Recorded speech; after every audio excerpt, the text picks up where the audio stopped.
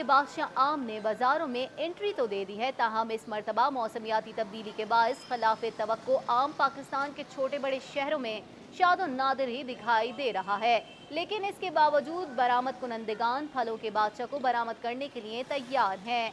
मुल्क में आम की पैदावार की औसतन शरह 18 लाख टन रही है, ताहम इस साल मौसमी तब्दीली की वजह से पैदावार में 30% कमी का सामना है। इस सीजन में लगभग 1 लाख टन आम बरामद होगा।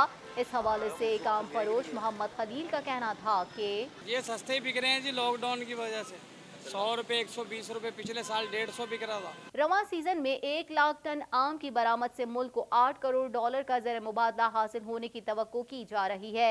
एक और आम फरोश गुलाम साबिर ने बताया कि सर ये तो कारोबार और मजीद ख़त्म। इधर रमज़ान है, जो कारोबार थोड़ा बहुत चल भी रहा है, रमज़ान नहीं होंगे तो आम दिन है वो भी ख़त्म है।